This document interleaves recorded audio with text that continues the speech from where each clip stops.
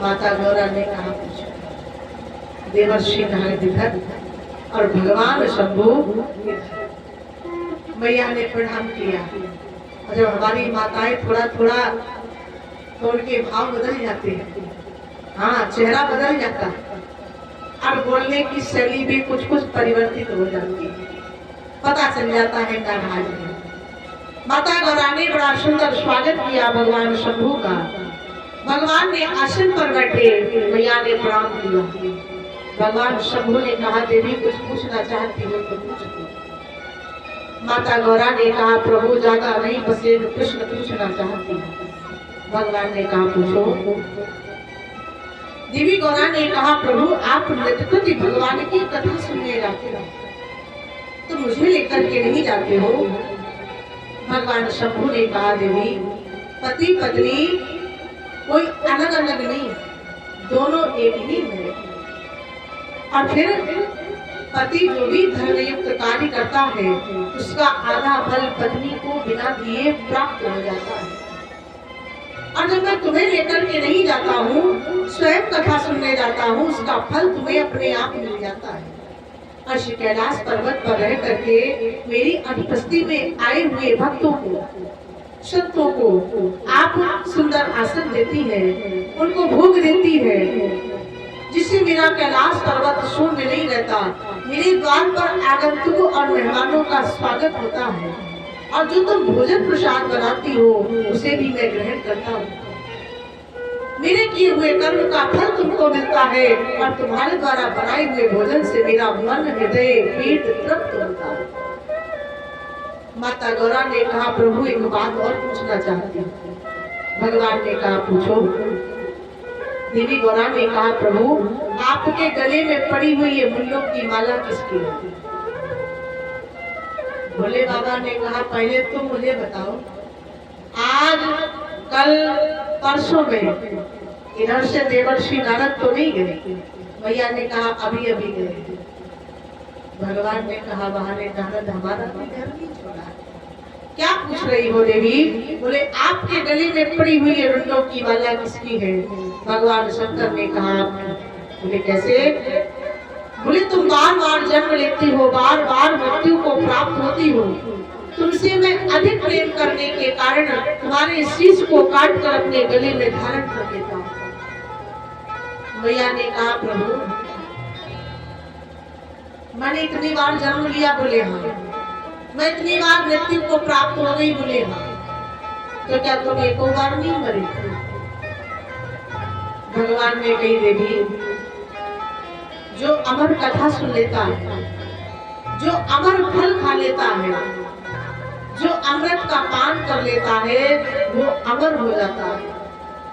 इसलिए मैंने अमर कथा का पाठ कर रखा है जिसके कारण मैं जन्म और मृत्यु से रहित हूँ। देवी गौरा ने कहा प्रभु आप मुझसे प्रेम करते हैं? बोले हाँ। बोले मेरे गले के मुंड को धारण करते हो? बोले हाँ। तो ये काम करो आप उस अमर कथा को सुना करके मुझे अगर अमर कर दो। भगवान शंभु ने कहा सुना देता देवी, लेकिन कभी भी किसी को भाग्य से ज्यादा नहीं मिला। तुम्हारे भाग्य में अमर कथा नहीं है। माता गौरा जिद पकड़ गई कि मुझे अमर कथा सुननी है। कहते हैं प्रिया है। भगवान शंभु विवश हो गए और माता को लेकर के बियाबान जंगल में पहुंचे। भगवान शंकर ने शंख की ध्वनि की जिससे उस जंगल के सचराचर जीव जंतु वहां से निकल गए। कहते हैं उसी मध्य में एक घोंसले पर बैठी हुई तोती जो कि गर्भवती थी, उसका गर्भ जन्म ले चुका, माने अंडा निकल आया। दूसरी शंख ध्वनि से वो अंडा फूट गया, बच्चे का जन्म हुआ और तीसरी शंख ध्वनि से वो बच्चा बड़ा। महाराज मेरे प्रभु ने माता गौरा को अमर कथा सुनाई और महाशंस पर महादेव जी बैठे आसन डाल, अमर कथा को लगे सुनाने। गौरा को ठकुरार मानते पड़े सोता मुख गावे छोटा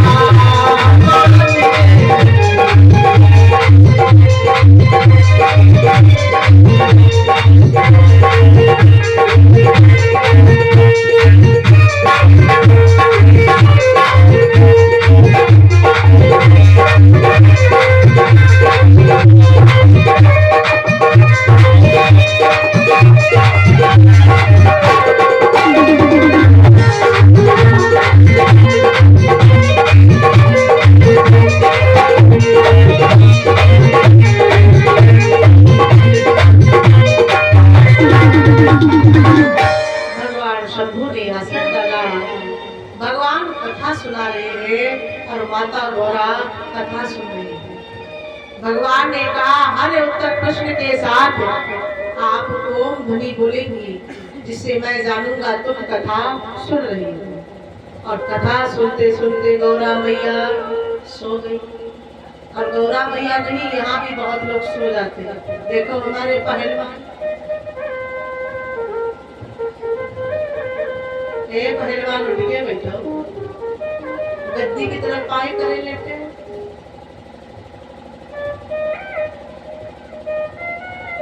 माता गौरा सो गई। भगवान ने कथा सुनाना न बंद कर दे, ये सुनकर के तोते का बच्चा ओम की ध्वनि कहने लगा। भगवान हरी कथा सुना रहे थे और माता सो रही है और तोती का बच्चा हुंकार दे रहा है। सुंदर दर्शन। और जब कथा पूर्ण हुई, माता जागी। भगवान ने कहा देवी कथा सुनी। माता ने कहा पहले असत्य बोला था, पति से त्यागी गई थी, जिस कारण से आज मैं पति से झूठ नहीं। और पतिव्रता नारियों के लिए उसका पति धर्म ही सर्वप्रथम है। माता गौरा ने कहा प्रभु मैं तो सो गई थी। भगवान शंकर ने कहा देवी यदि तुम सो गई थी तो फिर ये अमर कथा को सुन कौन रहा था। भगवान शंभू ने अपने तीसरे नेत्र को खोला, दिखा जाट गए। झड़मात्र में उठाया अपने त्रिशूल को, चले उस तोते का वध करने के लिए। तोता एक पक्षी है और पक्षी का चलने का रास्ता आकाश मार्ग से है। वो तोता आकाश मार्ग से उड़ता हुआ जा रहा है और भगवान शंकर धरा से दौड़ते हुए जा रहे हैं। कहते हैं उसी मध्य में मुनिवर वेदव्यास जी के महल में अटारी पर खड़ी हुई देवी विटिका, जो कि व्यास जी की पत्नी, अपने केसों को सुखा रही है। जब भाई आई, मुख का द्वार खुला और वो तोते का बच्चा मुख से प्रवेश होकर के सीधे देवी विटिका के पेट में स्थापित। भगवान शंकर द्वार पर पहुंचे, आवाज लगाई। मुनिवर बाहर निकल करके आए, प्रणाम किया। प्रणाम दिए, कैसे आना हुआ? भगवान शंकर ने बताया मेरा चोर तुम्हारे है। कहते हैं 12 वर्ष तक भगवान शंकर वेदव्यास जी के द्वार पर खड़े थे। 12 वर्ष के बाद जब चलने लगे, व्यास जी ने पूछा प्रभु आपका चोर मिला? बोले नहीं मिला, पर मैं उसे आशीर्वाद देता हूँ। उसने मेरी अमर कथा को चोरी से सुना, आशीर्वाद देता हूँ उसी ज्ञान से। वो समस्त सचराचर में, समस्त ब्रह्मांड में जब तक ये धरा ये गगन रहेगा, जब तक सूर्य और चंद्र रहेंगे, तब तक उस बालक का नाम स्वर्ण अक्षरों में अंकित रहेगा। आशीर्वाद देकर के भगवान शंकर कैलाश पर्वत पर लौट आए। उधर जब मुनिवर वेदव्यास जी को पता चला मेरी पत्नी गर्भ से है, और हर पिता को प्रसन्नता होती है कि मेरे घर में बालक का जन्म होगा, एक एक पल, एक एक घड़ी, एक एक क्षण क्षण वो गिनता है। अब तो वेदव्यास जी 12 वर्षों से प्रतीक्षारत देवी विटिका के गर्भ से प्रार्थना की कि हे बालक अब जन्म लेकर के आओ। यम प्रभुजं तमनपेत नत्यं द्वैपायनो विरह कातरे आज पुत्रेत तन्मयतया गर्भो विनेदरुस्तं सर्वभूत हृदयं मुनिमानतोऽस्मि। बालक से प्रार्थना की, गर्भ से प्रार्थना की, गर्भ से ही आवाज आई तात मैं जन्म तो ले लूं, लेकिन जो भगवान की माया है ये किसी को छोड़ती नहीं, और जो भी धरा पर गया माया के वशीभूत ना हुआ हो ऐसा तो हो ही नहीं सकता, और इसने किसी को नहीं बख्शा। हाँ, बड़ा सुंदर भाव है। रमैया तोरी दुल्हन लूटा बाजार, हाँ रमैया तोरी दुल्हन लूटा बाजार।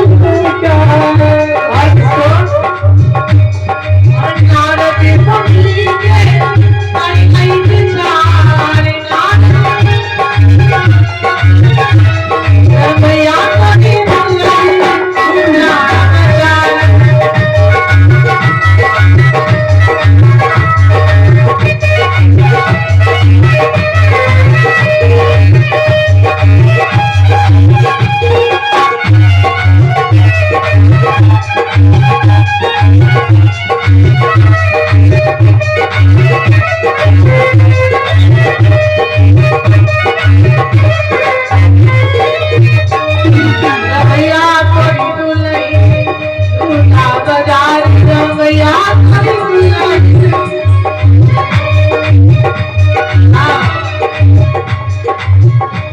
अरे आप को लूटा और हम लूटा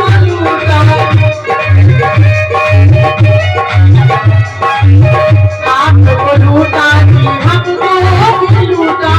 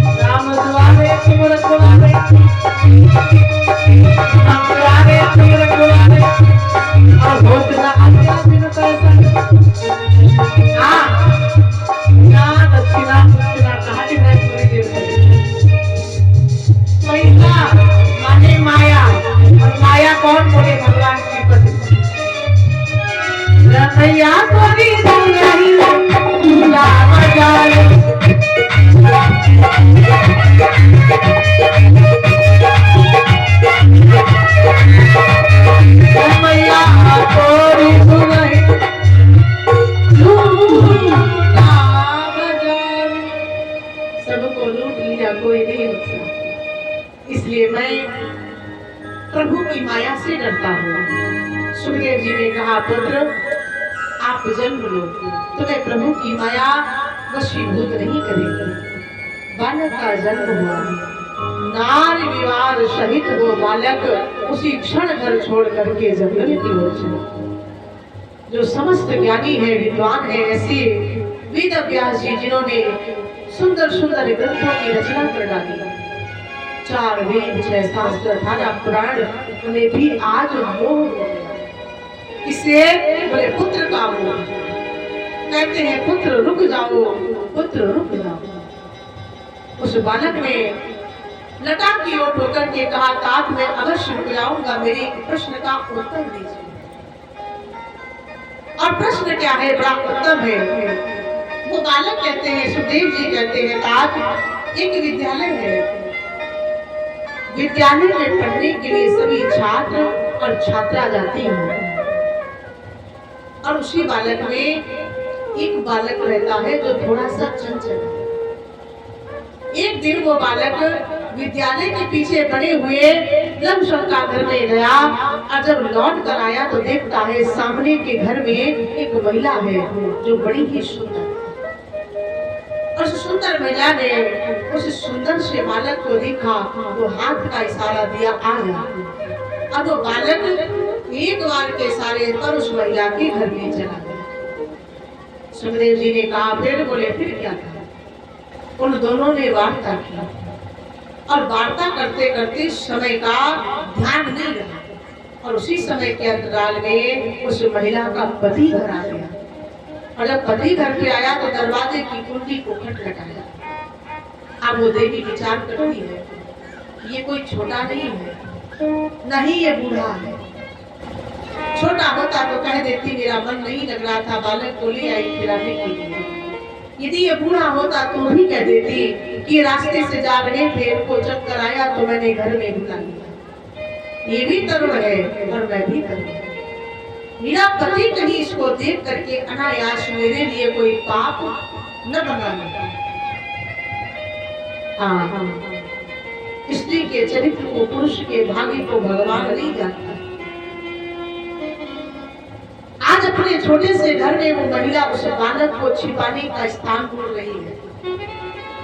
छोटे से घर में कोई स्थान नहीं मिला बंधुओं, तो उसके घर में बना था एक मल का कुंड, जिस पर पड़ा था पटरा। उस पटरे को हटाती है, कहती है इसमें घुस जा। बालक ने कहा मैं नहीं घुसूंगा। बोले कारण? बोले इसमें जाने से मेरी नासिका में जो ये गंध जाएगी जिससे मैं मर जाऊंगा। अब वो महिला कहती है गंध में जाने से भी मरोगे और न जाने से भी मरोगे। भाई जाओगे तो भी मरोगे और नहीं जाओगे तो पति मार डालेगा। इसलिए आपत्ति कालीन मर्यादा नास्तेन, आपत्ति के समय में यदि मर्यादा नष्ट हो जाए तो फिर उसे भक्त कहना नहीं कहा जाता। अब वो बालक मरता नहीं तो करता क्या? घुस गया कुंड। वो युवक जब तक घर में रहा, भोजन भी किया, विश्राम भी किया, मलमूत्र के लिए उस कुंड के पास भी गया। महाराज जब उसका समय पूर्ण हुआ, अपनी नौकरी पर गया, उस महिला ने पाटे को हटाया, वो बालक निकला, बिना कुछ बोले सुने सीधे तालाब की ओर गया, स्वयं को साफ किया, वस्त्रों को साफ किया। घर गया तो घर में माता पिता ने डांटा, समझाया। दूसरे दिन फिर वही बालक जब विद्यालय पहुंचा, वही महिला अटारी पर खड़ी हुई बालक को बार बार हाथ का इशारा देती है, आ जा आ जा। अब वो बालक नीचे से कहता है मैं नहीं आऊंगा, मैं नहीं आऊंगा। तात मेरा प्रश्न बस इतना है, जो बालक एक बार के बुलाने से उसके घर चला गया, आज वही महिला बार बार बुला रही है, फिर भी वो बालक जाने से इनकार कर रहा है। उसका क्या कारण है? व्यास जी ने कहा पुत्र, कारण बड़ा सरल है, बड़ा ही स्पष्ट है। उस बालक को जो समय गंध में रहने पर तकलीफ, दुख, घुटन, समस्याओं का सामना करना पड़ा, वो दोबारा नहीं करना चाहता। सुखदेव जी ने कहा पिताश्री क्षमा करना, आपके प्रश्न में ही मेरा उत्तर समावेश है, क्योंकि वो बालक मात्र कुछ घंटों के लिए मन में रहा, जो दोबारा नहीं जाना चाहता। ऐसे मन के कुंडों से तो मैं 12 वर्ष के बाद निकल आया। उस माया मोह में फिर से कहते हो कि मैं वापस आऊं। व्यास जी का मोह भंग हुआ और पुत्र इधर देवर्षि नारद के कहने पर व्यास जी ने भागवत जी की रचना की, जिसके कुछ श्लोक को लेकर के शिष्यों को दिया। शिष्य पढ़ते हुए जा रहे हैं। वरहा पीड़ नटवर वपु कर्णयो कर्णकारो विप्रदवासः कनक कपिशो वैजयन्ती समाला गंधान रेणु अधर सुदया प्रारब्ध शत गीत कीर्ति। सुखदेव जी ने जो ही अनुमंत्रों को सुना, मेरा कन्हैया इतना सुकुमार, इतना सलोना, इतना सुंदर, कोई इतना भी सुंदर है। और शिष्य जा रहे हैं कहते हुए कि जिनके सिर पर मोर का पंखों का सर पर ताज है,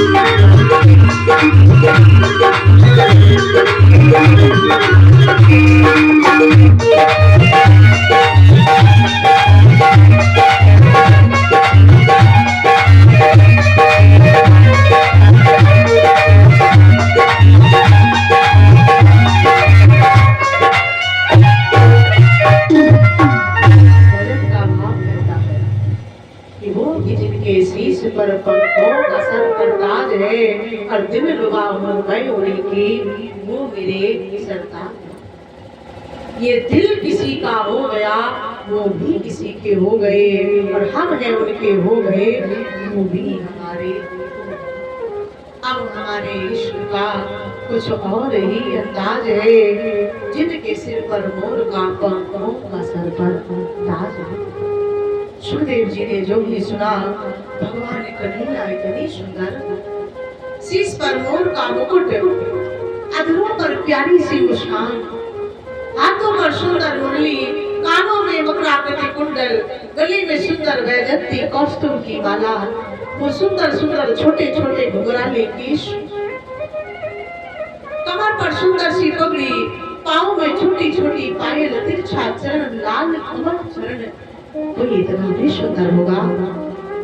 दौड़ते हुए आए शिष्यों के पास, कौन हो भैया? बोले हम व्यास जी के शिष्य हैं। बोले क्या सुना रहे हो? बोले भागवत के श्लोक। बोले हमें भी दे दो। बोले यदि तुम्हें इससे अधिक चाहिए अपने पिता के पास जाओ। शिशुदेव जी महाराज वेदव्यास जी के पास आए और वेदव्यास जी ने श्रीमद् भागवत की जो रचना की थी वो अपने पुत्र को प्रदान की। रच कर वेद व्यास ने दिया पुत्र को ज्ञान, वही कहा श्री सूत ने ऋषियों से ज्ञान। कहा परीक्षित राज से क्यों सुख ने संवाद, कहना है संक्षेप में वही सूक्ष्म अनुवाद। महाराज परीक्षित ने सुखदेव जी से जो कथा सुनी श्रीमद् भागवत महापुराण की, उसका क्यों प्रयोजन रहा?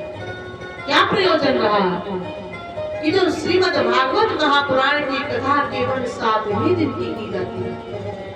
अन्य ग्रंथों को 7, 9, 11, 21, 51, 1, 2, 4 साल भर तक की जा सकती है, लेकिन भागवत का विधान सिर्फ 7 ही दिन का है और 7 दिन से अतिरिक्त 8वां दिन किसी को मिला भी नहीं। अनिल कुमार भैया अनिल कुमार भगवान के चरणों में किस मुद्राओं का दान है, भगवान कल्याण करें।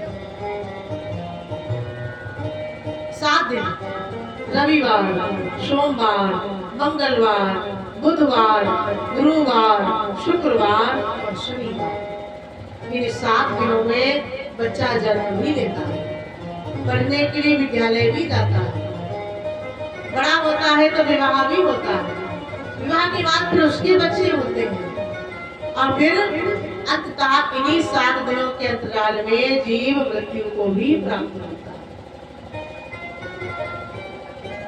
तो ये चर्चा आप लोग कल श्रवण करेंगे कि सुखदेव जी को,